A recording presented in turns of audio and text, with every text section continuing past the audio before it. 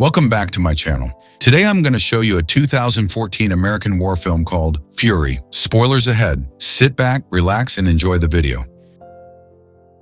The movie begins with a narration of the war of Nazi soldiers against the Allied countries. A Nazi soldier is riding a white horse and inspecting the remains of battle when he is jumped and killed with Sergeant Don Collier, also known in war as War Daddy. War Daddy lets the horse go and goes back inside the tank named Fury. Inside are his troops, namely Boyd Bible Swan, Trini Gordo Garcia, and Grady Coon-Ass Travis. Coon-Ass is fixing when he blames War Daddy for what happened to them. They're all messed up and devastated by the death of one of their comrades when they're attacked. The right timing for Coon-Ass to finish fixing Fury, they head out of the battlefield. Back in the camp of the Allies, War Daddy is greeted by Sergeant Binkowski. After talking for a while, War Daddy is approached by a soldier and asks where the rest of the platoon are, but War Daddy and his men are the only ones left. Meanwhile, Bible, Gordo, and Coon-Ass talk about Red, their fallen comrade. War Daddy then arrives and gives an order to them. Alone, War Daddy is seen devastated by Red's death too. After a while, he is approached by Private Norman Ellison. Norman introduces himself as War Daddy's new assistant driver and bowgunner. Looking at Norman, War Daddy cannot believe what he is hearing. Norman Ellison just got in the army for 8 weeks. War Daddy tells him to go to the rest of the troop, follows orders, and not get too close to anyone. Norman finds the others fixing Fury. Gordo takes his bag and looks for a cigarette, but only finds a book. The three ask him about his job in the army and intimidate him. Then Coon-Ass orders him to clean the insides of Fury. Norman, for the first time, sees the inside of a tank. He starts cleaning the blood off when he spots a torn-off face. He immediately gets out of the tank and puke. Meanwhile, War Daddy is talking to other soldiers about their situation when an SS soldier prisoner is brought into the camp. War Daddy and the others attack the prisoner, but he is stopped by his comrades. He then tells Norman that he should kill every German soldier he sees. It turns out that Norman hasn't killed anyone yet. War Daddy gives him a gun, and Coon-Ass teaches him about it. War Daddy proceeds to talk to other soldiers about their next move. War Daddy will be the platoon sergeant for their mission. After the discussion of the plan, they mount up and head out. On their way, they drive past people evacuating. War Daddy warns them to stay alert for hidden enemies among the people. Then Norman notices someone from the tree line, but hesitates to shoot it. Unfortunately, this causes a successful ambush by the enemy. A tank explodes and Norman sees a soldier burning and shooting himself to death. War Daddy immediately chases the enemy and kills them. The enemies who ambush them are just kids. War Daddy gets back to Norman and scolds him for hesitating to kill the enemy. Now Norman carries the burden of someone dying because of his negligence. War Daddy takes the lead of the whole platoon and proceeds with the mission. They reach their destination and a soldier greets them.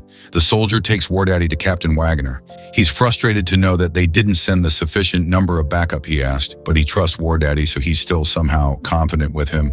They discuss the mission to rescue the captain's pinned down soldiers in the enemy's territory. Then they gear up and proceed with the mission. The platoon reaches the pinned down soldiers and starts rescuing them. Tanks in front, soldiers at the back. Then the enemy start firing at them, and a shootout broke out. The enemies have strong machine guns and anti-tank weapons. Meanwhile, Norman is still not used in fighting. A soldier was about to shoot them, and he cannot shoot back because he's panicking while reloading the gun. Fortunately, Bible saves him. Gordo scolds Norman, then orders him to shoot the enemy lying on the ground.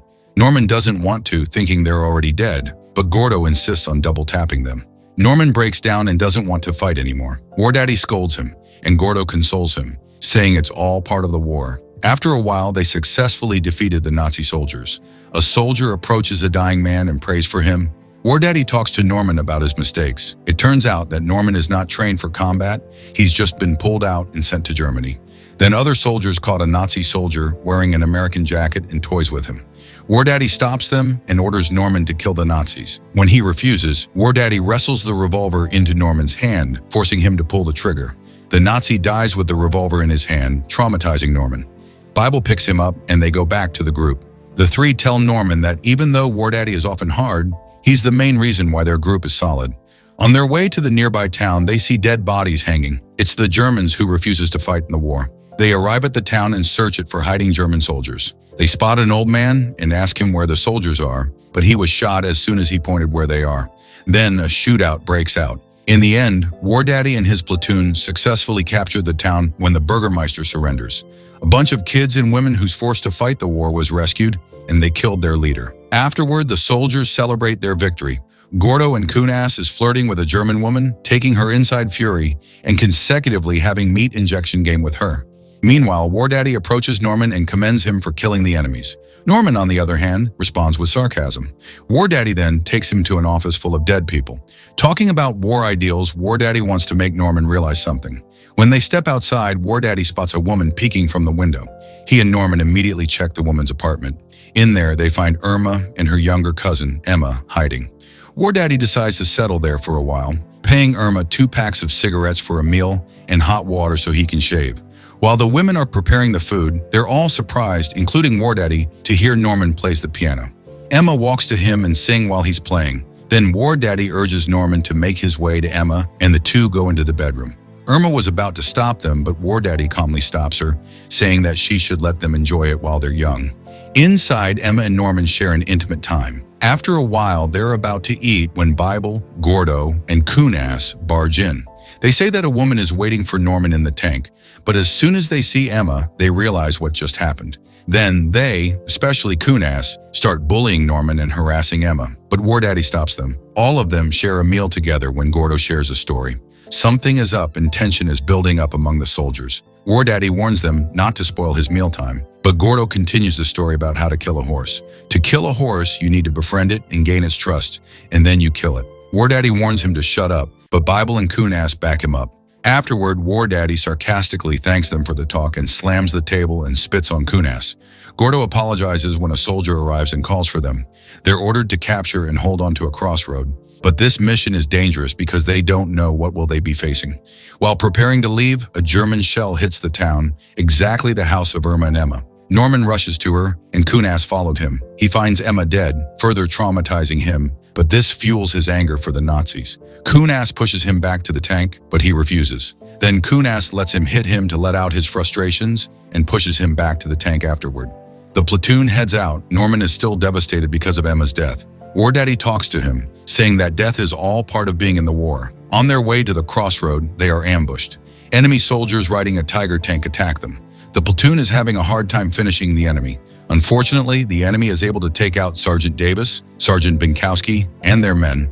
Sergeant Davis was directly shot by the tank's cannon in the head, and Sergeant Binkowski burned to death, a standoff with the Tiger tank. With War Daddy strategizing their attacks, they are able to destroy the Tiger tank and kill the enemy soldier. Just like at the beginning of the movie, War Daddy and his troop are the only ones left. War Daddy tries to notify his superiors of what happened, but is unable to do so because the radio was damaged. Stressed and devastated, War Daddy, Bible, Gordo, Kunas, and Norman just laugh off their situation and proceed to carry on the mission. Fury reaches the crossroad, but it got immobilized after stepping on a landmine. The tank tread gets cut off, and it will take a while to get fixed. War Daddy orders Kunas and Norman to check the nearby building. Inside the building, Kunas apologizes to Norman. After finding nothing but a dead German soldier, they immediately head back to the troop. Then War Daddy orders Norman to guard them from the high ground. Back, he's terrified to see a battalion of German soldiers marching their way. He rushes off to notify War Daddy and the others about the battalion coming. When War Daddy hears the chanting of the marching enemies, he recognizes them as the SS battalion. Bible wants to leave, but War Daddy wants to stay. He insists that they must carry out their mission. But Kunas points out that the 5 of them don't stand a chance against a battalion of enemies. In the end, War Daddy permits them to leave if they want to, but he will stay and hold the crossroad because it is their mission. And as the platoon leader, he can't just abandon it. Norman decides to stay, and one by one, the others stay as well. They ask War Daddy about his plan, then he orders them to get the dead German soldier and burn it. They also disguise Fury as a destroyed tank and hide inside. Taking into consideration the limited amount of ammo they have, they wait for the right timing to attack. Inside, while preparing their weapons, War Daddy finds alcohol and they share their last drink. Knowing that this could be their last moment as a troop, Bible preaches about the verse he always thinks about. He is surprised when War Daddy recited the book and chapter where his favorite verse came from. They also give Norman the war name machine, because as Kunas says, he's a fighting, killing, and a sex machine. Afterward, Machine sees the enemy approaching their tank. He notifies the others and they all gear up. The enemies surround Fury, and when one soldier opens a hatch, Machine shoots him and the fighting starts. In the battle of a battalion against 5, this is the longest night they ever had. They throw grenades at the enemies and blow up their tracks. They also blow up the nearby building where numbers of enemy soldiers hide when the shooting breaks out. The German soldiers start shooting back, but with War Daddy's command, the 5 are looking to be at advantage, killing many enemy soldiers. Unfortunately, they start running out of ammo. War Daddy plans to get out to get some ammo and orders Gordo and Machine to cover him. They throw smoke grenades and the two pop out their hatch and cover War Daddy as he gets the ammo. As soon as he finishes collecting ammo, he orders them to get back inside. He is about to get back inside as well, but enemies manage to climb up the tank. He fights them off but gets shot in the process. Luckily, it's not a fatal wound. Bible patches up his wound and they share another Bible verse together. On the other hand, the German soldiers bring out their Panzerfaust. They plan to swarm the group with continuous attacks. There is a brief silence echoing around. Both troops are being careful with each other, especially the troop of War Daddy, because they have a limited amount of ammo left. Then, the enemies start shooting them with Panzerfaust in the 5 counterattacks. Unfortunately, one enemy manages to blow a hole in the side of Fury, and it goes through Kunas, killing him. Bible cries in agony, but War Daddy orders him to straighten up because they're still in the middle of the war. The 4 of them continue fighting, but there are too many German soldiers. They shoot and throw grenades at them at the same time. After a while, they finally ran out of ammo. All that's left to them are their hand weapons and Fury's .50 machine gun. On the other hand, the Nazi soldiers know they're running out of bullets and plan to finish them off. Back to Fury, the 4 prepares to get out and a shootout breaks out again.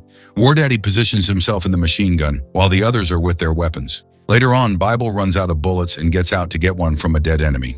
Meanwhile, Gordo is about to throw a grenade, but he's been shot. The grenade falls off inside the tank, and he uses his own body to contain the explosion, protecting War Daddy and Machine. Now, there are only 3 of them against the German soldiers. Outside, the Nazi whose Bible tries to steal his weapon from is still alive and holds him down.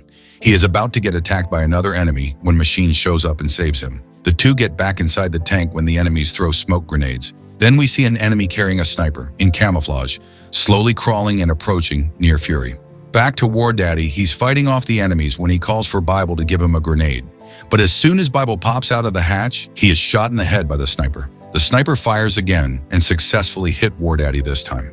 Trying to secure the kill, he shoots him again, but War Daddy manages to get into the tank. Inside, War Daddy and Machine talk sincerely. Machine admits that he's scared, but so is War Daddy. Machine wants to surrender, but War Daddy tells him that they will torture him to death. Outside, the enemy soldiers swarm the tank and drop steel hand grenade. With one last glance with War Daddy, Machine escapes through the bottom hatch of the tank. He tries to cover himself with mud to hide, but a young German soldier spots him. Silently begging, the German soldier spares his life. The next morning, he's awakened by the sound of a white horse passing by. He gets back inside the tank and covers the dead body of War Daddy. Hearing noises from the outside, he gets War Daddy's revolver and prepares to fight. But he's relieved to see that the one who opens the hatch is an American soldier. Declaring that he's a hero, they bring him into an ambulance. The movie ends with the shot of Fury, heavily damaged, while dead bodies of German soldiers lying around, with Norman Ellison, now called Machine, as the only survivor. The end.